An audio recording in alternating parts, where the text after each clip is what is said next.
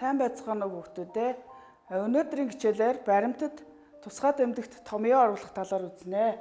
Математикийн багш нь 9 дугаар ангийн сурагчдад квадрат тэгштгэл сэдвээр бие даалт хийх даалгавар өгжээ. 9 ангийн сурагч Чингүн даалгаврыг бяцхан ном хэлбэрээр хийхээр төлөвлөсөн. Бяцхан номынхаа төлөвлөлт зохион байгуулалтыг хийгээд мэдээлэл цуглуулах явцдаа гараар бичиж бяцхан номыг хийжээ. Одоо гараар бичсэн номоо компьютерт оруулах болсон. Баримтчих боловсруулах програм ашиглаад номын гарчгийг автоматар үүсгэн хуудсанд хөл толгой мэдээлэл оруулж хадгалсан. Квадрат тэгштгэлийн талаарх цуглуулсан мэдээлэл оруулах болоход тусгай тэмдэгт томьёо оруулах шаардлага тулгарсан. Гараас тусгай тэмдэгт томьёог бичих боломжгүй учраас хэрхэн бичихээ мэдээлэл технологийн багш надаас асуусан юм аа. Хэрхэн бичих аргыг би чиглүүл зааж өгсөн юм аа. Баримтад тусгай тэмдэгт томьёо оруулж сурахын тулд symbol equation гэсэн хэрэгслүүдийг ашиглаж сурна. Ингэснээрээ бид нэр бие даалтаа хийх бүрэн боломжтой болж байгаамаа. За бүгдээр нь Чингүн найзтайгаа хамт суралцъя.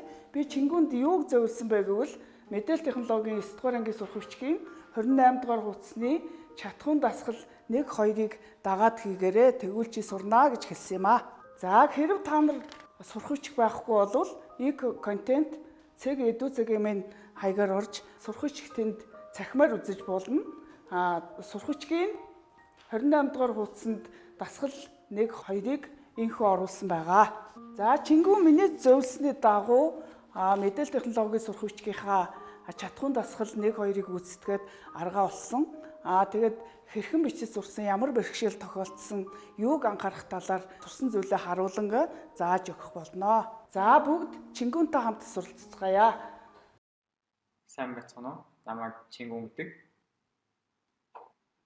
Өнөөдөр би квадрат тэгшгэлсэн бяцхан ном хийж байгаа. Тэгэхээр хуудасаа тохируулсан. Хуудасаа page layout сайзыг нь A5 дээр мөн хуудасныхаа дээр доор хажуу дээрээс 2 см-ийн зай авсан байна. Header footer буюу хөл толгой мэдээлэл. Үүний квадрат тэгшгэлэн номны нэр, мөн зохиогчийн нэр. Үүний дараачаад автоматар гарчиг оруулсан байна. Ингэж гарчиг оруулж өгсөний давуу тал нь энэ бүлэг нь хэдвэр хуудсанд байгаа гэдгийг автоматар тодорхойлж өгдөг байгаа. Одоо энийг шалгаж үзье. Одоо эмхтсэн квадрат тэгшэл бүлгийг 3 дахь хуудас руу шилжүүлээд тэгээд гарчгаа update tab хийгээд хийхэд эмхтсэн квадрат тэгшэл нь 3 дахь хуудсан дээр байна гэж шинжлэгдсэн байна. Үүний дараагаар хялбар квадрат тэгшэлсэн бүлэг сэдвээ бичиж эхэлцгээе. Үүнийг бичээд хэд хэдэн асуудал тулгарсан байна. Тэр асуудлууд нь тодорхойлолтын жишээний өмнө үүнийг тодтогох тэмдэгт ашиглах мөн үүндээ хялбар квадрат тэгшэлээ яаж бичих талаар мэдгүй асуудал тулгарсан. Үүнийг болохоор мэдээлэл технологийн багштайгаа зөвлөлдөөд 9 дугаар ангийн сурах хүчийн 28 дугаар хуудасны дасгал 1-2-ыг даган гүйцэтгснээр томьёо оруулах арга ойлгосон байна. Тэгээд эхний энэ хэсэг нь тодорхойлолт хэсэг байгаа. Энэ тодорхойлолтын өмнө тэмдэгт оруулъя. Тэмдэгтийг insert-ийн symbol руу ороод more symbols. Энд дээр биднэрт фонт байгаа. Энэ фонтууд нь дотроо янзын. Жишээлбэл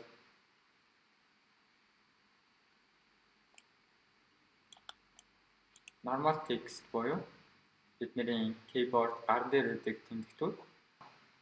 Одоо би сонгосон тодорхойлолтын тэмдэгтээ оруулъя.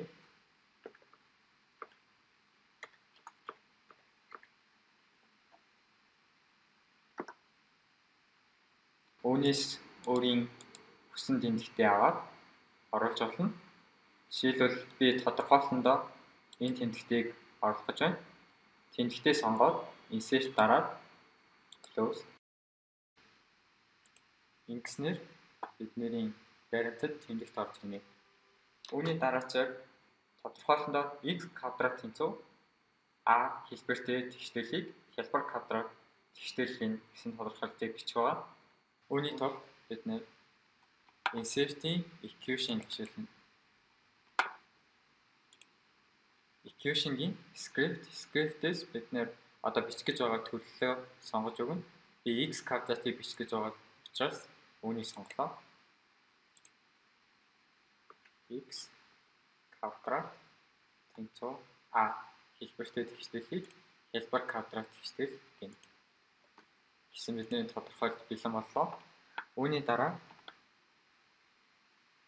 энэхүү тэгшлэл нь a-гийн утгаас хамаарч шийдүүд нь өөр өөр байна.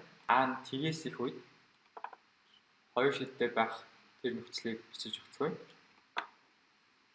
Үүний тулд insert-ийн equation A тгээс их үед хоёр шийдийг оруулж өгье.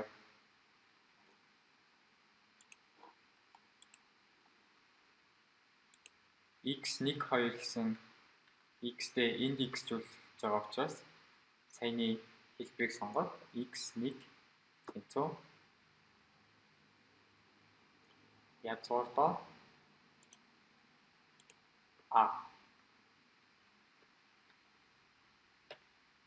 Үүнтэй мөн адилаар x2-ыг бичицгээе.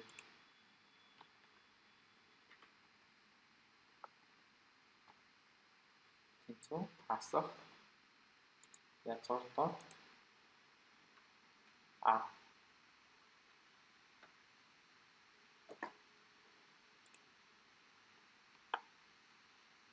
Үүний дараа a нь тэгтээ тэнцүү үеийг бодж үзье.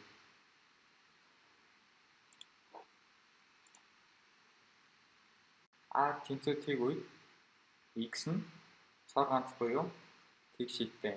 Хамгийн сүүлийн нөхцөл болох a тэгээс бага үеийг бичсэн. Уг тохиолдолд хялбар тэгшлэл нь шийдвэ байна. Үүний дараа жишээ 1. Жишээ 1-ийн өмнө жишээгээ тодорхойлохын тулд тэмдэгт ашиглая.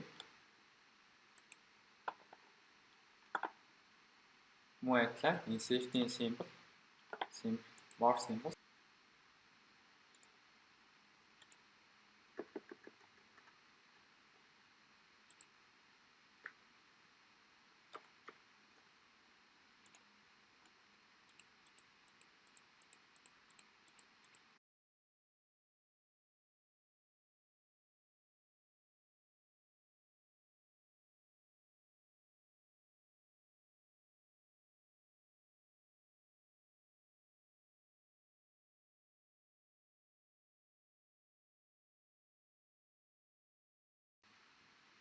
Үүний дараа жишээ 1-ийг оруулцгаая. Миний хувьд жишээ нэрээ x квадрат тэнцүү 25-ыг оруулъя. Equation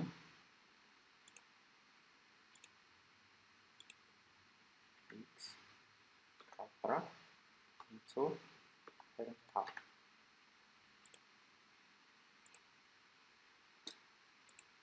Энэхүү тэгшлэл маань дээр дурдсанаар 25 тгээс их үед x1 болон 2 гэсэн хоёр шийдтэй байна. Одоо үүнийг оруулцгаая.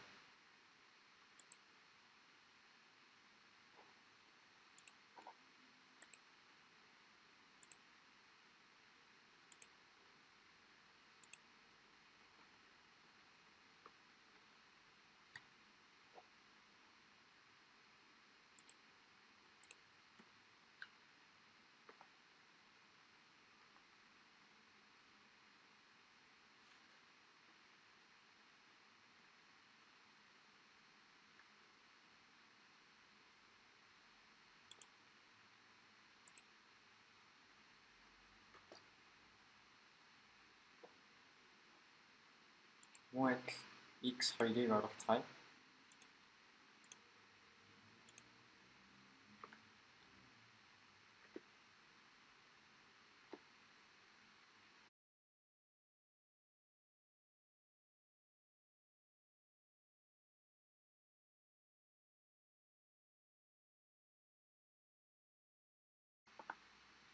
гэсэн хоёр шийдтэй байна.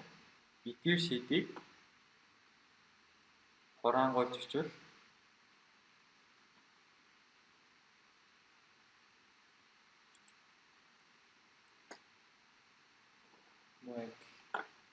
density equation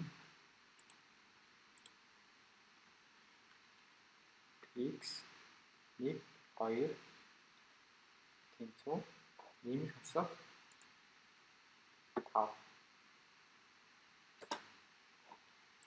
гэж бичиж болно. Дээрх жишээ 1-ийг бичсэнтэй адил жишээ 2-ыг мөн хийж үзцгээе.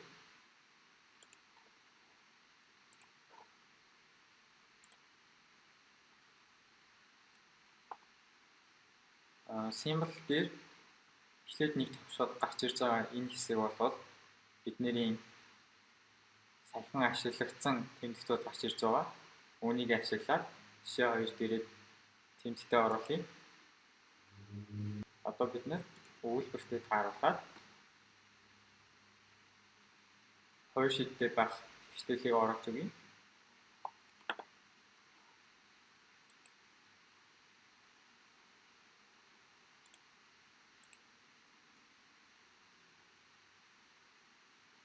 X-ийн квадрат тэнцүү 17. Тэг энэхүү тэгштэл маань ч гэсэн хоёр шийдтэй байх бөгөөд үүнийг сурснаа баттгах нь хийж үзье.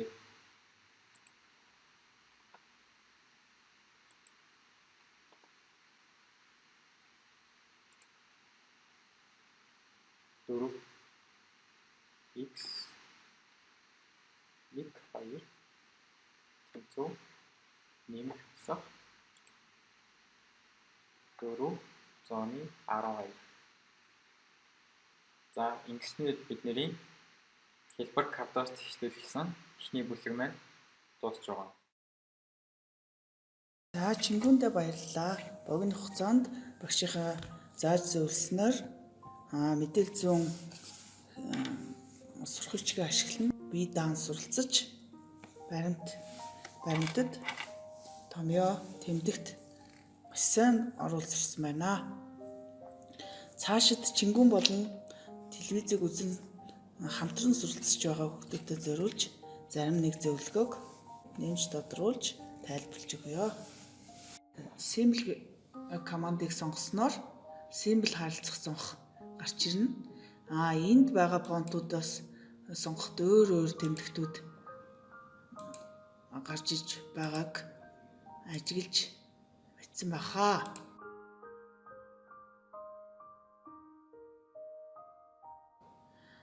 Эндээс normal text фонтыг сонгоход нэмэлт нэг сонголт гарч ирнэ. Геометрийн төрсөөд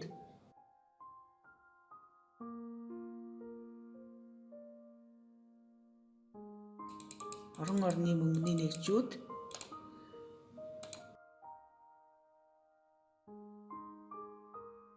грек цагаан толгой математикийн тэмдэгт зэрэг олон зүйлүүдийг эндээс нэмэлтээр сонгох боломжтой байдаг. Symbol фонтыг сонгох үед